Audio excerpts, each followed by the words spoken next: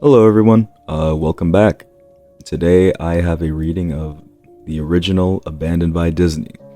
This creepypasta was something I remember actually being terrified, and I do think is still scary to this day. Like, just the general concept of it, and plus there's actually sequels to it and it has a complete story, is fucking amazing.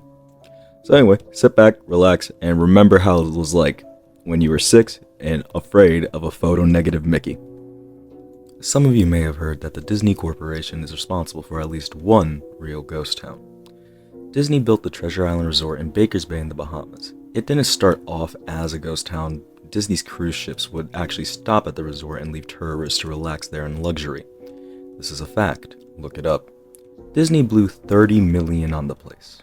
Yes, $30 million. Then, they abandoned it. Disney blamed the shallow waters too shallow for the ships to operate. And they even blamed the cast workers since they were from the Bahamas. They considered them too lazy to work on a regular schedule. That's where the factual nature of the story ends. It wasn't because of the sand, and it obviously wasn't because of foreign workers are lazy. Both are convenient excuses. No, I sincerely doubt those reasons were legitimate. Why don't I buy the official story? Because of Mowgli's Palace. Near the beachside city, Emerald Isle, in North Carolina, Disney began construction of Mowgli's Palace in the late 1990s. The concept was a jungle-themed resort with a large, you guessed it, palace in the center of the whole thing. If you're unfamiliar with the character of Mowgli, then you might better remember the story The Jungle Book. If you haven't seen it anywhere else, you know it as a Disney cartoon from decades past. Mowgli is an abandoned child in the jungle, essentially raised by animals, and simultaneously threatened and pursued by other animals. Mowgli's Palace was a controversial undertaking from the start. Disney bought a ton of high-priced land for the project, and there was actually some scandal surrounding some of the purchases. The local government claimed eminent domain on people's homes, then turned around and sold the properties to Disney. At one point, a home that had just been constructed was immediately condemned with little to no explanation. The land grabbed by the government was supposedly for some fictional highway project. Knowing full well what was going on, people started calling it Mickey Mouse Highway. Then there was the concept art. A group of suits from Disney Co. actually held a city meeting. They intended to sell everyone on how lucrative this project was going to be for everyone. When they showed the concept art, this gigantic Indian palace surrounded by a jungle, staffed with men and women in loincloths and tribal gear. Well, suffice to say, everyone flipped their shit. We're talking a large Indian palace, jungle, and loincloths not only at the center of a relatively wealthy area, but also a somewhat xenophobic area of the southern USA. One member of the crowd tried to storm the stage, but he was quickly subdued by the security after he managed to break one of the presentation boards over his knees. Disney took that community and essentially broke it over its knee as well. The houses were razed, the land was cleared, and there wasn't a damn thing anyone could do or say about it. Local TV and newspapers were against the resort at the beginning, but some insane connection between Disney media holding their local venues came into play and their opinions turned on a dime. So anyway, Treasure Island, the Bahamas, Disney sunk millions in and then split. Same thing happened with Mowgli's Palace. Construction was completed, visitors actually stayed at the resort, the surrounding communities were flooded with traffic, and the usual annoyances associated with an influx of lost and irate tourists. Then it all just stopped. Disney shut it down and nobody knew what the hell to think, but they were pretty happy about it. Disney's losses was pretty hilarious and wonderful to a large group of folks who didn't want them there in the first place. I honestly didn't give the place another thought since hearing it closed over a decade ago. I live maybe 4 hours from Emerald Isle, so really I only heard rumblings and didn't experience any of it firsthand. Then I read this article from someone who had explored the Treasure Island Resort and posted a whole blog about the crazy shit he found there. Just stuff left behind, things smashed, defaced, probably ruined by some disgruntled former employees who had lost their jobs. Hell, the locals from all around probably had a hand in wrecking that place. People there felt just as angry about Treasure Island as folks here did about Mowgli's Palace. Plus, there's rumors that Disney had released their aquarium stock into the local waters when they closed, including sharks. Well, what I'm getting at is that this blog about Treasure Island got me thinking. Even though many years had passed since its closing, I figured it might be cool to do some urban exploration at Mowgli's Palace, take some photos, write about my experience, and probably see if there was anything I could take home as a memento. I'm not going to say I wasted no time in getting there, because honestly it took me another year after I found out about the Treasure Island article to get around and, actually going. Over the course of that year, I did a lot of research on the Palace Resort, or rather I tried to. Naturally, no official Disney site or resource made any mention of that place. That all been scrubbed clean a while ago. Even odder, though, was that nobody before myself have apparently thought to blog about the place or even post a photo. None of the local TV or newspapers had one word about the place, though that was to be expected since they all had swung Disney's way. Recently, I learned that corporations can actually ask Google to remove links from search results, for basically no good reason. Looking back, it's probably not that nobody spoke of the resort, but rather their words were made inaccessible. So in the end, I could barely find anything about the place. All I had to go off of was this old map that I got in the 90s as a kid. They'd sent some promotional item out to the people in the local areas, but no one really went. I didn't really intend to hang on to it, it just kind of got shoved in with the books and comics from my childhood. I'd only remember it months into my research, and even then it took me a few weeks to locate the storage bin my parents had shoved it all into. But I did find it. Locals were no help, as most were transplants who moved there to the beach in the recent years, or old residents who just sneered at me and made rude gestures. The second I managed to say, "Where would I find Mowgli's?" they just cut me off. The drive took me through a long corridor of overgrowth. Tropical plants that had run rampant and overpopulate the area, mixed with native species of flora that actually belonged there and had tried to reclaim the land. I was in awe when I reached the gates of the resort. These big wooden gates, tremendous, looked something out of a movie. The gates itself had been gouged in several places by woodpeckers, but it was still mind-blowingly amazing. Hanging on the gate was a sheet of metal, some random scrap with hand-printed letters in black saying, "Abandoned by Disney."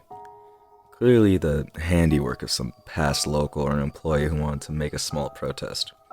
The gates were open enough to walk through, but not to drive, so grabbing my digital camera and the map, whose flip side showed the layout of the resort, I set off on foot.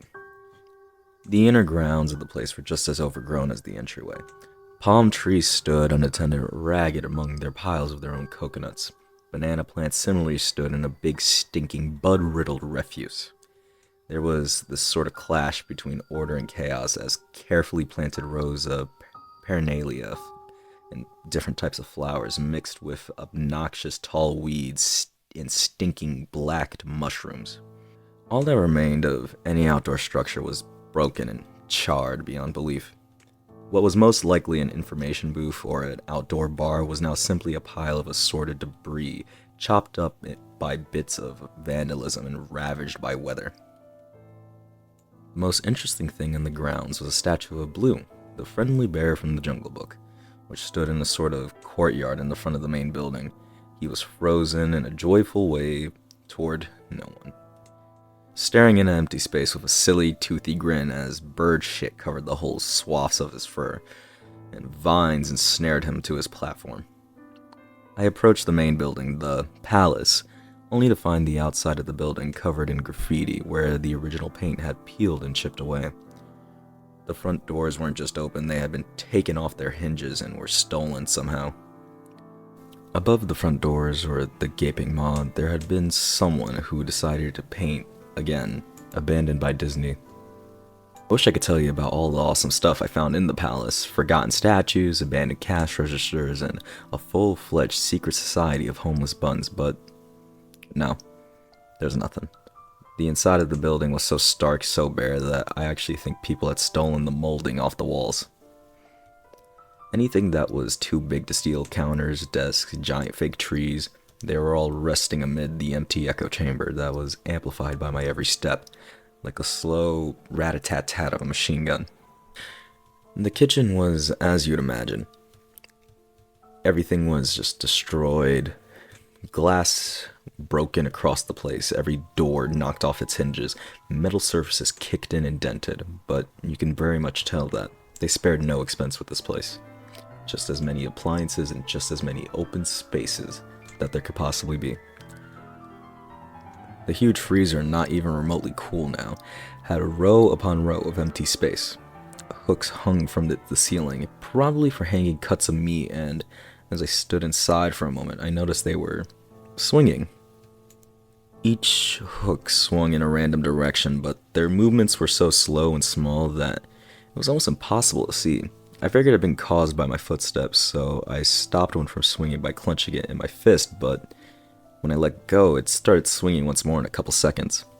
The bathrooms were in much of the same state as the rest of the place. Just like the Treasure Island report, someone had decided to smash each thing with coconuts, or anything they could get their hands on, really. There was about a half-inch of stinking, stagnant water on the floor, so I didn't really stay there long. What's odd is that the toilets and sinks and the bidets in the ladies' room, yes, I checked, all dripped, leaked, or just ran freely. It seemed like, to me, they should have shut the water off long ago. There were plenty of rooms in the resort, but naturally I didn't have time to look through them all. I did peer through a few and didn't really find anything. I thought at one point there was actually a television or a radio in one room, as I think I heard like a quiet conversation coming out, but it's probably just some stuff creaking in the background. I thought it was like a whisper, probably my own breathing echoing in the silence, or just another case of the sound of flowing water playing tricks on my mind. Luckily I had recorded it, so I could actually play it for you all. This is what it sounded like.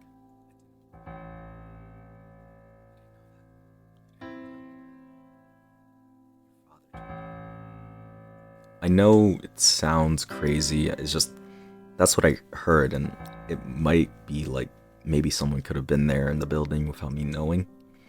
If that's the case, thank God I didn't get knifed. But at the front of the gate of the palace again, I figured I hadn't found anything of note, so I wasted the trip. As I looked out the door, I noticed something interesting in the courtyard, at least.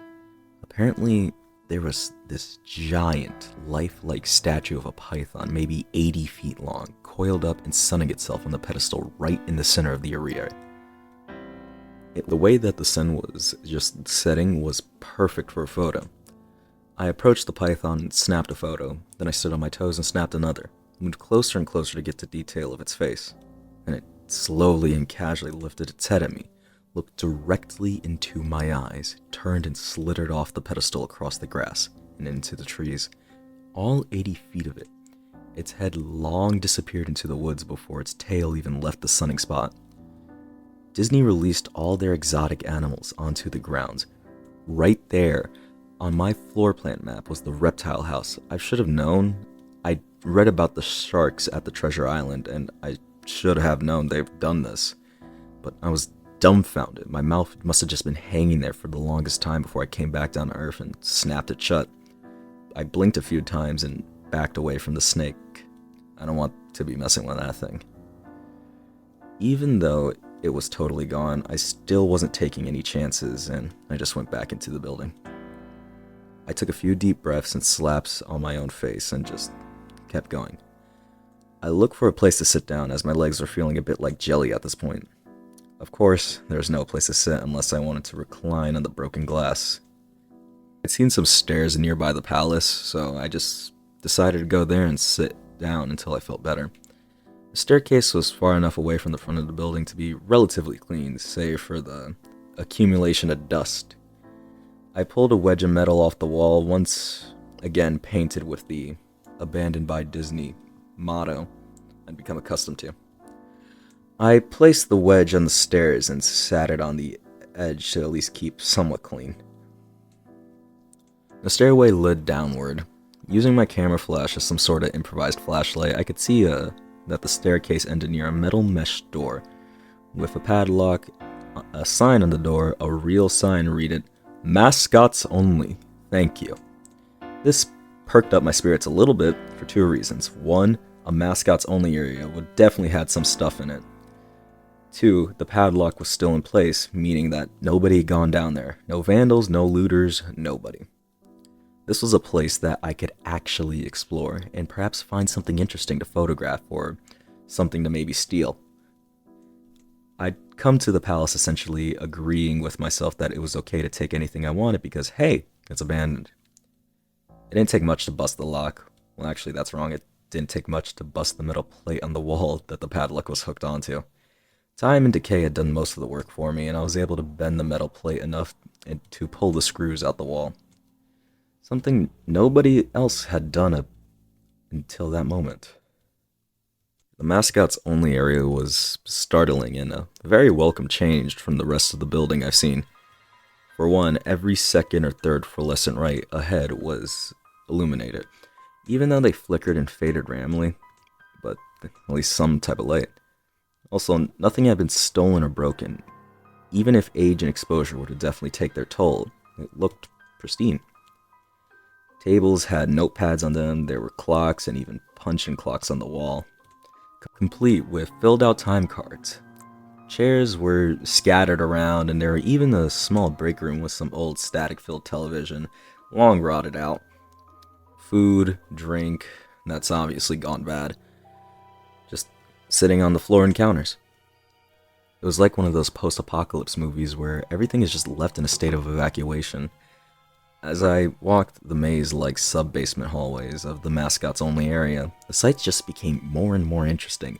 As I went further, desks and tables were knocked over, paper scattered and almost melded with the damp floor, and a large carpet of mold was slowly taking over the rotting crimson floor, covering it.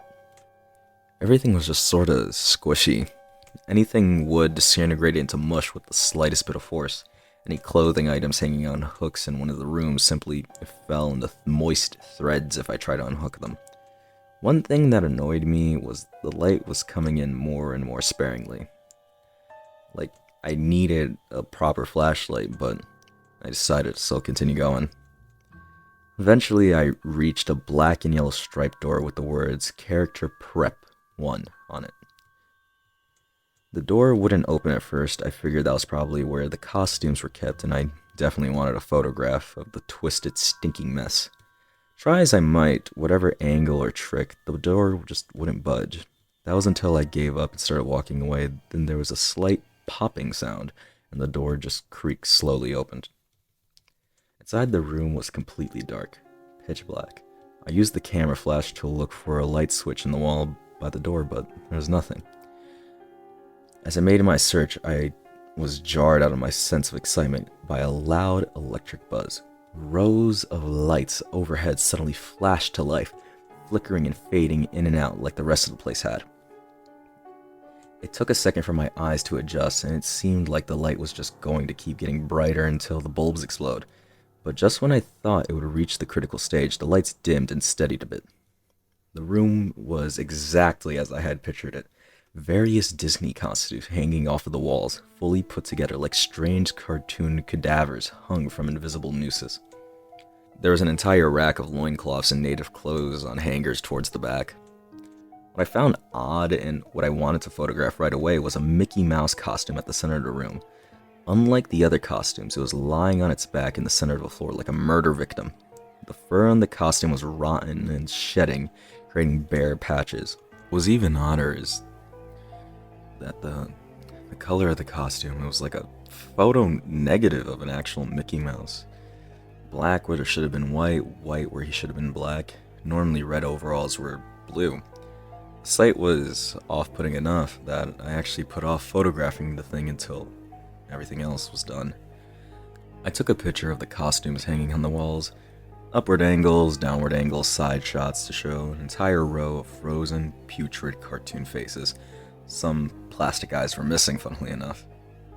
Then I decided to stage a shot, just taking the head of one of the characters and putting it on the grimy floor.